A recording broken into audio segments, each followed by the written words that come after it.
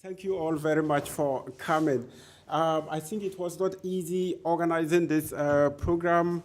Not easy in the sense that we couldn't do it, but there are so many programs going on at the same time. So trying to put everything together and still get it right was not easy.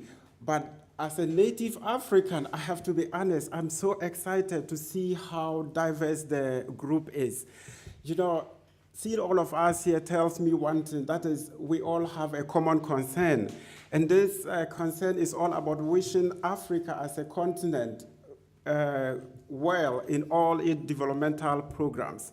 And as diverse as we are as a native African, I feel like this is a big solidarity, everybody could give to Africa. And I hope the native Africans here will also, kind of like repeat it to other people from various continents. Yeah, okay. Is this really moving? Okay. Yeah, just a second.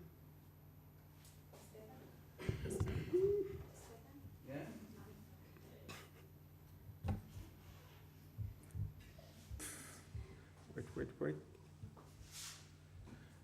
Okay, who really knows how to get this thing going? Speaking of the digital age. Yeah. Can I just go straight out? Okay. Forward to go forward, backward to go backwards. Okay, then forward. Thank you so much. Yeah. Okay.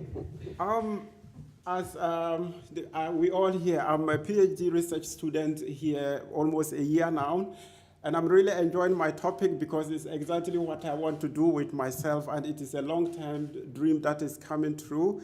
And my topic is focusing on the African cultural heritage and cultural diplomacy in the digital age.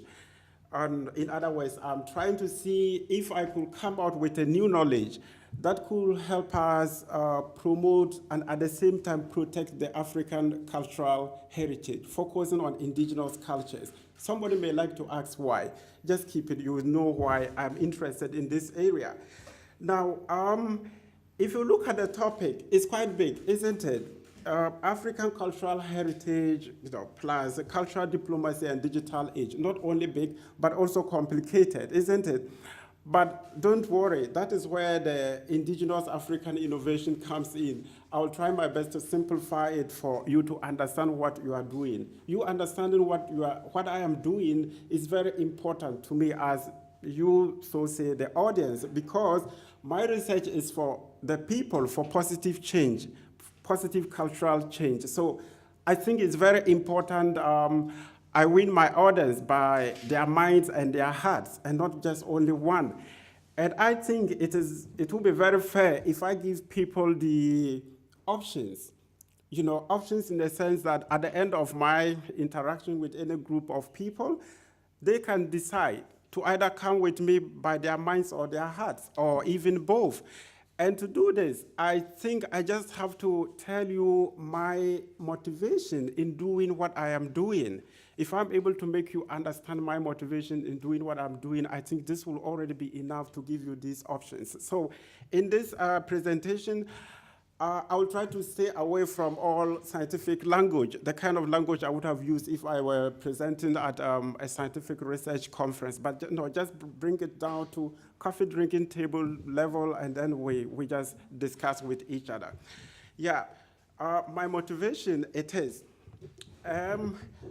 I was born a bit more than 30 years ago in a very, very small, tiny but very beautiful village in the northern part of Ghana, right at the edge of the biggest national park in Ghana. So the first 12 years of my life saw me in this environment, jumping around where our main way of survival was actually gathering and hunting. In terms of responsibility, we were just taking care of domestic animals, mainly cows. Now, within this short period, the first 12 years of my life, my people, I have to be honest, I realized that indigenous setting is a complete set of education of its own. In other words, the things that I've learned from that first 12 years of my life have always been very, very important in my life, especially anytime I have to flip a new page in my life. I would have to always dig into this particular form of education. So now, something happened when I was 13 years of age, and I found my way into classroom. And I would have to start the what I call classroom education.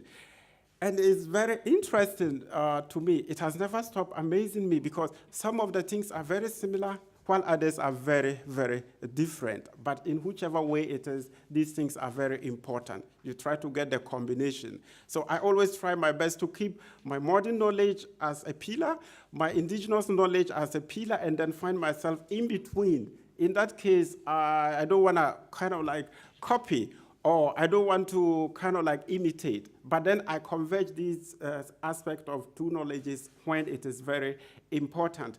Now, in indigenous setting, life is all about cooperation. You know, whatever that is part of creation is part of the family. Usually we didn't have anything like living things or non-living things. No. Whatever that exists within the environment is part of the family. So when I look at it that way, it's quite different from the classroom education where when we talk about the basis, everything is about being professional. In professionalism, one really have to learn how to pretend, you know, and pretend very well. How professionalism involves a lot of acting. You know, you have to know when to act and act well and all this. So these kind of things are very important, but they are always very interesting for me to analyze. One thing important in the more serious side, important in indigenous education, classroom education really introduced me to, is the fact that other indigenous people also exist at other places. Some 30 years ago in my village, for us children, we wouldn't have believed that we knew only the other people in the neighboring villages and, of course, the big and small rivers and mountains around us. But that was the end of the world. That was what we thought. Now, one important thing here, one other thing I really found out was that all indigenous people, almost all of us, we have one common problem. That is the problem of being ejected from our ancestral lands. This is a big problem that is facing indigenous people worldwide. One may ask why, if people's way of life is all about cooperation with the environment and everything that exists in it, why is it that somebody will just come and say, you know what, we don't want you here, move away from here, whether you like it or not? What is it all about? Now, listen, somebody has this to say, that in order to make room for wildlife, tourism, and industry, please note these three things, wildlife, tourism, and industry, governments are using conservation as a pretext, okay, to drive the world's most endangered peoples away from the lands and animals they have lived with for generations. Right. Now, if you look at what this fellow found out, I found it interesting because the person touches on almost all aspects of indigenous life and the problems that they are facing. If you look at it, this is all about biodiversity, conservation, isn't it? And why is it that if you are following the news and whatever, why is it that the areas that our governments and some of the international organizations, they are cooperating to prevent, to keep as a center for preservation biodiversity, why is it that these areas are always where the indigenous people live? It means these people might have known how to manage the environment. But even if you are trying to kind of keep biodiversity, aren't the indigenous people part of the diversity? So why do you have to kick them away? Now, the most painful thing is the manner in which these guys are being kicked out. Houses are set ablaze, and these guys are being arrested, put into cells for days, weeks, and sometimes months. And when they get them out, they pack them in some specific locations, and all that they get are what they call government handouts. So But then if you really look at it, you ask them, why are you doing this? Then the government will tell you, yeah, we want to integrate them into the mainstream society. But come on, why should I have to live my life and go and copy somebody's life? And if I have to do that, why do I have to leave all my property? You know, one thing with indigenous people is that usually they really don't have more than what they are wearing on them. They don't have more than that. But these are the most happy people you can think of, the most reliable people you can always think of. People who think for the future. This group, just a second, I haven't been here. This group is where you find people who really love one another, who believe in making life a bit more easier for another human being or another living thing to survive. Okay, so you look at it and you really don't know what to say. But see, if we go back to the indigenous way of life, you will find out that, as I said earlier on, everything is about cooperation and preservation. The idea is, let's use what we have now sustainably and pass the rest on to the future generations to come, you know. That is all they do. In terms of practical learning, lessons, you know, quick way of learning and the way of really making things part of yourself and as a kind of like internal source of renewable energy. This environment, you get this kind of knowledge. A knowledge that easily melts whatever you learn into your bloodstream. Let me just give you an example, you know, about myself. See, dear friends, if you ever have a bit of period of time to that, within this time, you will have to compete with your fellow animals. Okay, in indigenous setups, you know, we all believe that we are all animals, only that some of us are human beings, others are, you know, whatever, antelopes and all that. But if you ever have this period of time that you have to compete with your fellow animals for the same source of food and water, and this will have to be repeated for 1 year, 2 years, 3 years, and on, in no time you will begin to learn and believe and make it part of yourself, something I consider very, very important in life. That is the right mix of 3 things I value so much in my life and which I guide myself with. 1 is strategy. 2, the skill to steer process. And the 3rd point is the patience to timely coordinate processes. If you ever spend your time competing with your fellow animals for the same source of food and water, then you will appreciate the right mix of these 3 things as a strategy, skill, and then the patience, not just to coordinate, but to timely coordinate processes. Now, I have met so many wonderful professors in my life and so many teachers and individuals, groups who have kind of like play teaching role in my life, but I have never heard from any lecture hall the ingredients that make up any of these 3 pillars that I told you about, either strategy, skill, or patience to timely coordinate. No, maybe it's all because these things are not yet in books.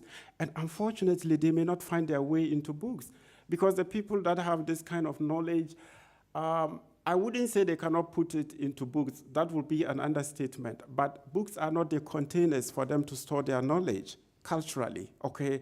In other words, in indigenous setups, the best libraries are still the human beings.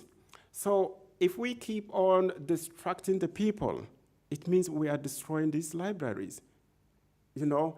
And the last day that the last indigenous person will depart from this earth means that will be the end of this most envied library, okay? So it is a kind of like a very, very difficult thing who really understand the people and who will speak for the people and who will do what. So looking at this thing, thinking about it, you know, pondering over it, remember it's still my motivation, okay? Some time ago, I said to myself, okay, instead of me sitting down here talking about my own life, you know, meditating, sometimes crying, sometimes being happy and all that, why don't I put my experiences into a form of a book? And that was how I came out with Francis, An African Story. So just to let you know that for more than 10 years now, I have been so interested in this particular topic, how to kind of like come out with a knowledge, and in the process of doing that, can I create awareness about the beauty of indigenous way of life. You know what I mean? Okay, so having done that, 2 years ago, I was working here in Germany for a very, very known law company known as VJ Media, intellectual property rights for private televisions and radio stations, all publishing houses in Europe. And I love the work very much. I learned a lot of things from this company, but 2 years ago, I started, again, dreaming about this topic. And I'm always careful. I want to keep the balance, because if I go in the way of indigenous people, I might lose it. If I go into the side of academics, I will lose it. So I try to stay neutral. And what I did was to revisit culture in general. What is culture all about? So I went back to visit culture in general, and I found out something important. That is, however different cultures are, even among the most radical cultures, they always have some great and important things in common. So if we have to be looking for solutions to intercultural problems, then these things that we have in common already set up a platform for us to start. And that is where cultural diplomacy comes in. For example, if we launch art diplomacy, or we just launch a well-designed cultural exchange program, it will not only lead us to find our shared interests and values, but it will also, in a non-violent way, help us to find various ways that interculturally we could work together with each other in a more peaceful way. In other words, it will even increase our desire to do so. And that is why we will talk about honest intercultural relationships in terms of marriages, in terms of business partners, in terms of whatever you can think of. So one will then ask, how easy is this at global level? Okay, how easy can we make this at global level? But one of the things, let me put it this way, globalization did not only make kind of the flow of information, not just information, but the flow of information. Globalization did not only make the flow of information to become one of the most strategic resources of our times, but in which way, which even makes it possible, put Africa in a much better position in terms of sustainable economic development than those days that some natural resources were economic dictators for some powerful economies. Okay, but of course, Africa still has to act not only quick, but also appropriately, meaning we need to start somewhere to catch up. Apart from all these possibilities, globalization also has provided us with this fantastic global digital infrastructure with so many platforms on which we can promote cultural diplomacy.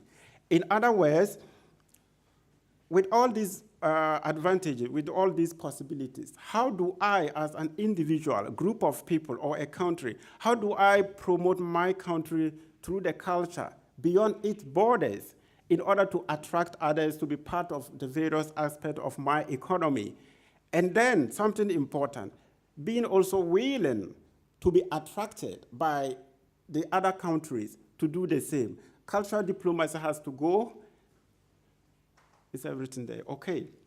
So it's very important, not only promoting, attracting people, but also to be willing to be attracted. In that way, we have cultural exchange. Otherwise, if it is one way, it becomes cultural dominance, which is equal to hard power, So I'm more sorry. Okay, sorry for that, but thanks so much for fixing it. We are back. Yeah, I should have, I forgot, maybe when we were doing it, I should have, come up with an African story, fairy tale to close up this session, but sorry for that. Maybe next time we do that. Yes, talking about globalization and its possibilities it has provided Africa and how we would take these opportunities. Now, I bore personally a mathematical person. So what I decided to, pondering over this issue, what I thought was that, okay, if I put cultural diplomacy, cultural heritage, and digital age together, let me equate it to positive cultural change. I know definitely on the left side of the equation, cultural heritage, cultural diplomacy, and digital age, each of them is kind of like a compound. I definitely have to do a lot of work there in order to get a positive result. Because if not, it can also give a negative result, isn't it? Yeah. So in all, what I'm trying to do is this, to investigate and explore sustainable and effective ways that could use the global digital infrastructure as an instrument of cultural diplomacy to safeguard the indigenous African cultural heritage. This is what I am investigating in. Now, to do this, there are two areas that I will focus on very much. That is, the first place is to find out the importance of a holistic cultural research. You see, if African nations could base our policies on holistic cultural research, we will score two things at the same time. First, we would have, taken care of local content, whether we are trying to turn foreign content into local content for local consumption, or local content being repackaged for our people and then exported. If we base our policies on holistic cultural research, this will be taken care of. The second thing will be, at the end of it, we will have a very, very important and useful toolkit for intercultural dialogue, whether local or internationally. If we base our policies on holistic cultural research, these things will be taken care of. So I really want to analyze this whole area very well. What are policymakers doing about holistic cultural research? Cultural research, ordinary is one thing, but going to the extent of having a holistic one is also another thing. The other side I want to have a look at is the digital media literacy. This time, not being able just to go on the internet, send an email, read the news and do what. No. But my interest is to find out policymakers and their knowledge level when it comes to digital media. That is, what kind of information do we queue in? And how does this information go, from one stage to another stage? Who is responsible for the information when it gets to a certain level? That is, whatever income this information is generating, where does it go? This is very important because I think you all follow recently the European Union locking horns with some of the internet search engines like Google about, income taxes and what is happening and left and there. Yeah, these things are okay, but, with the right time, Google and whatever it is can find the right solution for each other and then compensate each other fairly. But this might not be the case for Africa because these things are not native to us. And sometimes you have to count on luck, but if we could quickly follow up proceedings and try to, document what is going on and use these things as kind of like a guide, this will really help. But then whatever that can free us can also enslave us. So globalization providing us with all these things is great, but we also have to be somehow careful and watch where we step. So, my dear friends, this is where I end. My contact is on your screen. As I said, I would love to go with you in this research. You can feel free if you have any idea, any suggestions at any point in time, please just feel free, send me an email, and I will appreciate that, I'm not alone. For the meantime, if you have any question, please, yeah, let's go with questions. Okay. Hi, nice to meet you. I'm Christine.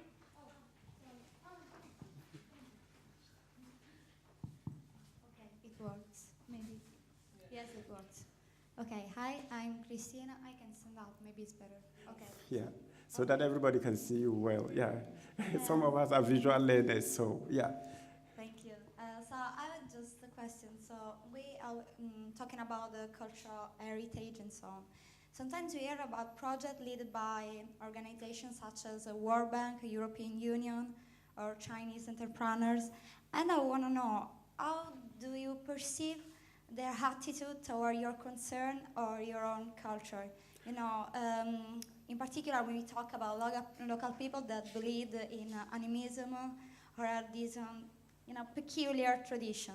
Well, I want to know, what do you perceive? So do you feel there is a form of respect or a real concern toward your own culture, or do you think it's just a new form of colonialism, if I can talk about that? Yeah, I think I Thank take you. your last word, new form of colonialism, okay? Because it's sometimes these things, you feel very, very bad and feel maltreated. Let's take the issue of Botswana. You know, the Bushmen, the guys, the San tribe, they are being kicked out of the Central Kalahari Park. And according to my literature review, the projects that are being built up there were sponsored by some branches of World Bank. And, you know, organizations that I really don't want to mention here because I cannot source it for you to do further investigations. Now, what happens is this: when it comes to development aid, you know, for Africa, unfortunately, the people that plan these projects and ask to get them implemented in Africa plan them from the high-rising buildings in New York, in Berlin, in Amsterdam, in Switzerland, and so on. The ones that have stepped foot on the African continent, maybe they did their observations from 5-star hotels. Okay? So they build up these things, or they just pick up a project. Let me put it, for instance, a project that was implemented in Rostock, here in Germany. And then put myself and you and my brother here to go to Kenya and implement the same project in Kurukuchu, a rural area. My God, this will not work. These projects are being built for human beings. You ask yourself, you know, there are environmental problems, and there are reasons why people behave the way they behave. But nobody is listening.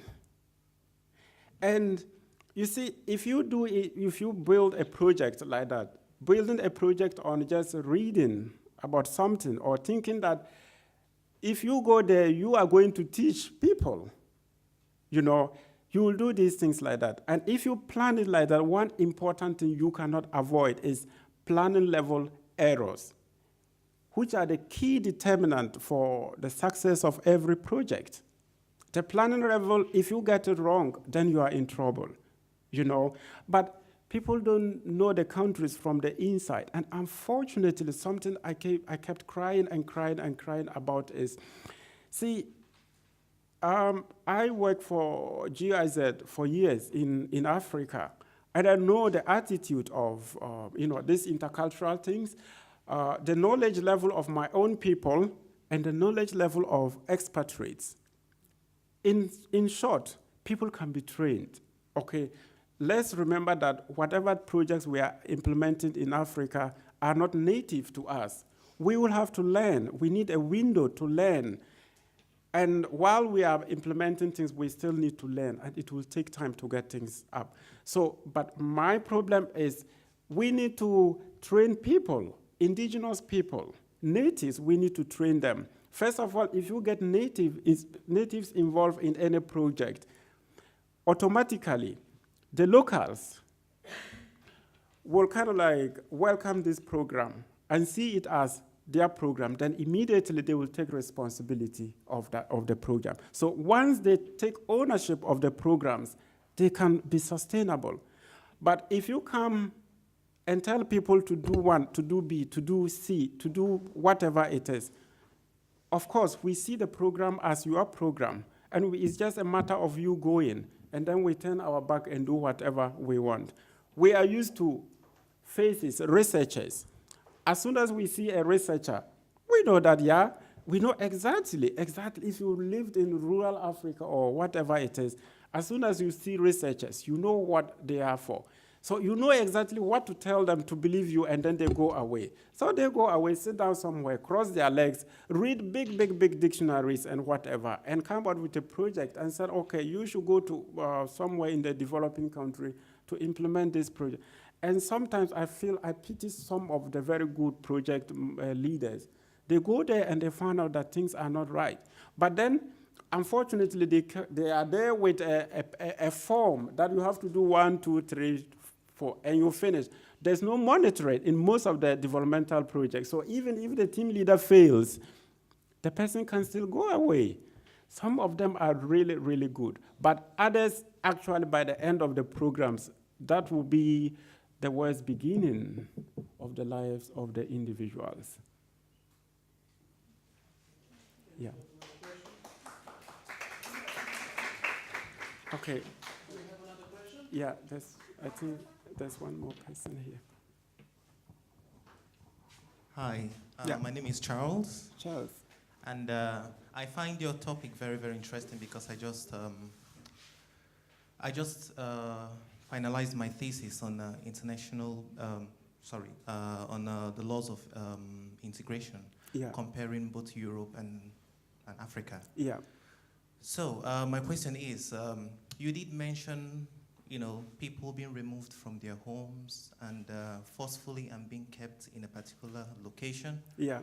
So is there any plan for people like that, to prevent them from being removed from their homes and from an environment they're very familiar with, to be taken somewhere else they don't belong?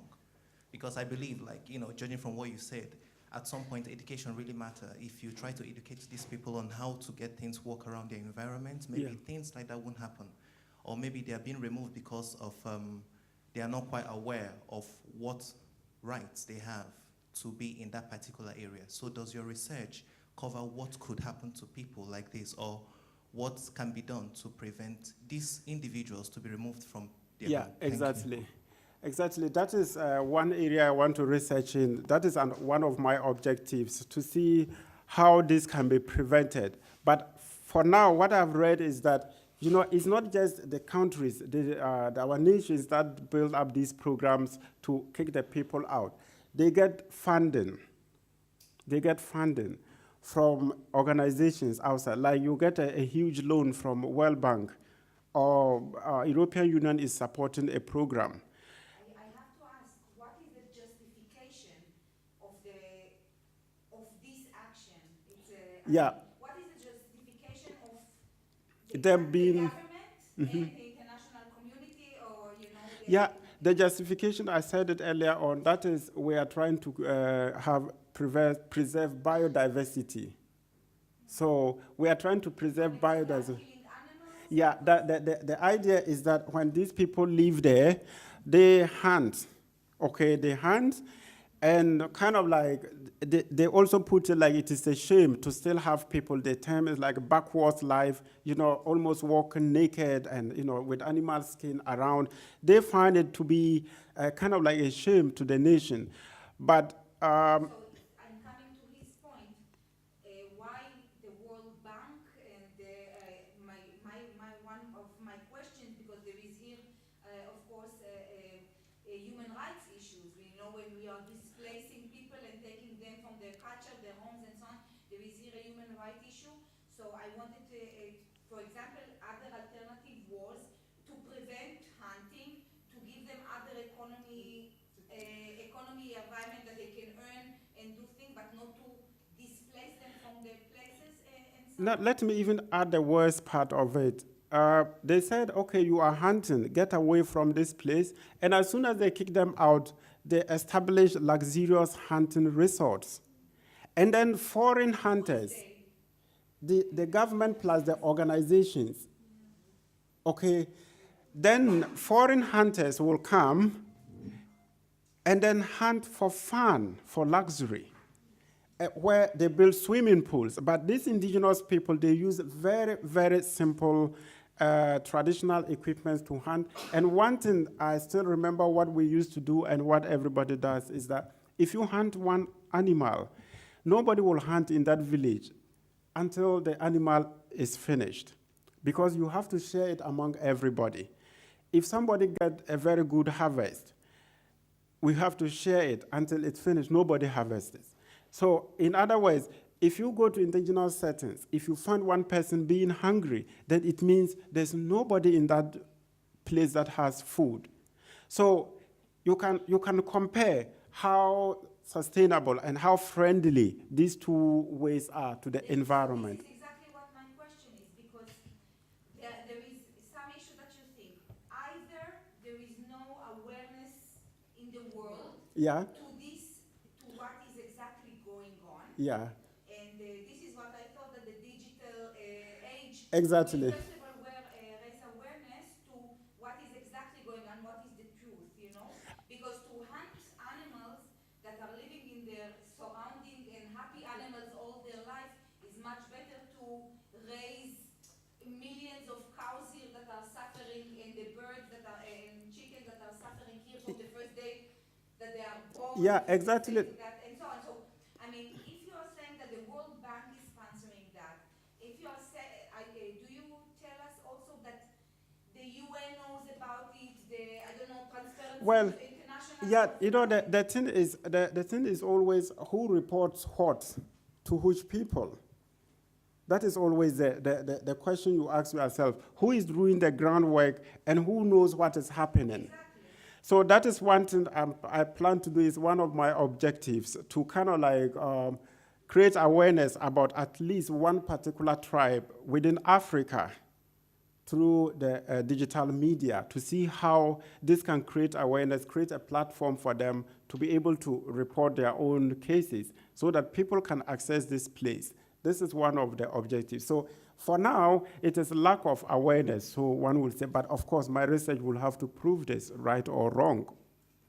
I still believe that maybe because the whole idea, the reason why I asked this question is how would things like this be stopped? Because if for people to live in a particular area, they have certain rights, right? Yeah. So having foreign investors or having the World Bank coming to do things like that in an environment you believe belongs to you. Like, let me, for example, I'm a Nigerian and I happen to own my apartment and I'm supposed to be, like be under the whatever rights I have in Nigeria. I can't have a foreign investor come and repossess my Okay. my property all in the name of No, what happened is this. Let's how to stop put it very simple.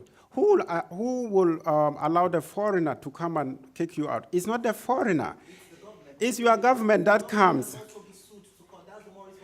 Well, yeah, that is, if you are talking about indigenous people, it's very difficult. Some of them, or most of them, cannot even read, They cannot read. So that is exactly all these things you are saying. That is why I'm interested in that particular research. They are vulnerable. Now, you mentioned about their rights, okay? For them, they don't even know what human rights are all about. You know what I mean? Yeah. Any other?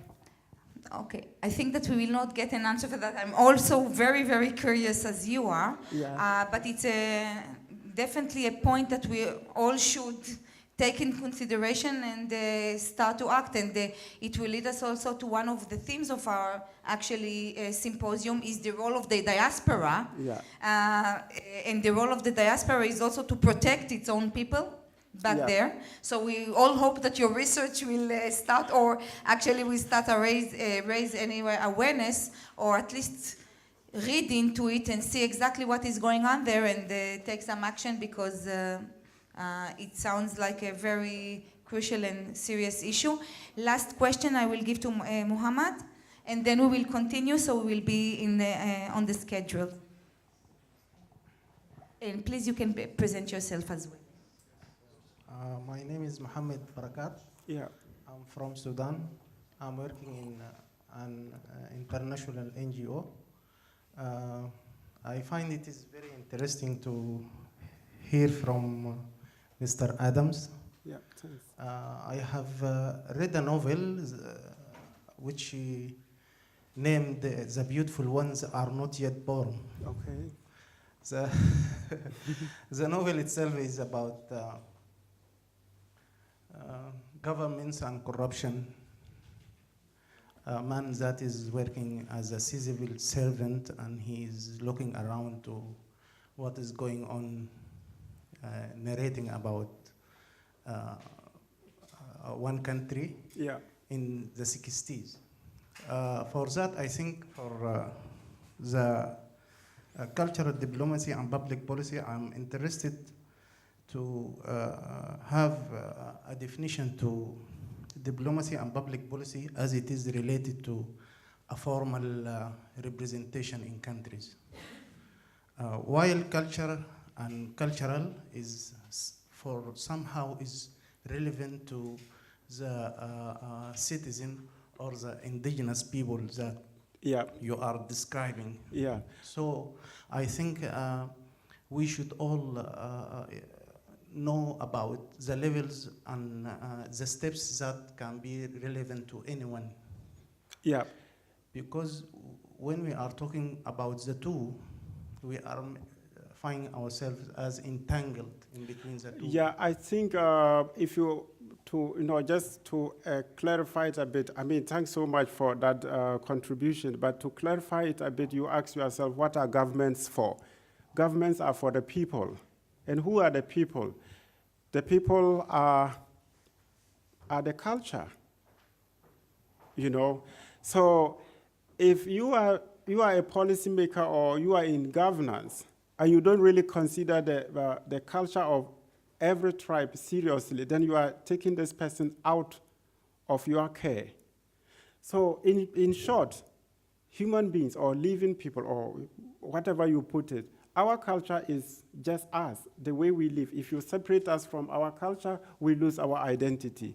And that begins the next step. So all in all, it's quite complicated. It depends on what are the priorities of these states. And of course, our nations are not free to act because whatever you get, we don't have the money, or even if the money is taken away from us, it comes back to us in another form with strangers. We cannot implement our own plan. That is the case with most countries. So these realities are there. But if you go deeper, you see that, okay, the cloud is quite heavy up, and then we are just below it. So in whichever way it is, culture cannot be separated from the people. When that happens, they lose their identity. Yeah, so thanks so much for your... So you mean by cultural diplomacy now is the way that simple people can deal with policy change? Yeah, the cultural diplomacy is what is your culture and how do I use this culture to attract people? You know what I mean? The culture and how can I use it to attract people? So my real self, my real being, how can I showcase myself for people to appreciate me and be part of me? That is all about cultural diplomacy. Yeah. Okay, thank you very much. One more remark. Cultural diplomacy is an evolving field. It was defined in one way a few years ago, and it's evolving. Actually, the Institute for Cultural Diplomacy also evolved that even further. There are still papers, researchers, and governments discussing also what is cultural diplomacy, what is public diplomacy, what is the difference, is public diplomacy part of cultural diplomacy, vice versa, are they connecting totally separately, and so on. To answer in one sentence what is cultural diplomacy is difficult, but I think that most of the scholars today are in the same opinion that public diplomacy is not cultural diplomacy. Public diplomacy is only one arm. Actually, it's what the government is speaking out as part of its policy. Cultural diplomacy is more about also doing things. It's a two sides way of action. It's not only about propaganda or how you present your country. This is also nation branding, for example, which is also, again, discussed. Nation branding is part of cultural diplomacy and so on. But cultural diplomacy is much wider than that. Cultural diplomacy involves the role of civil society and NGOs in creating. Cultural diplomacy, it's about doing and about two sides way, not only one side, from the government outside and so on. So this is the main thing. All right. Okay, so once again, thank you, Francis, for everything. We can applaud Francis.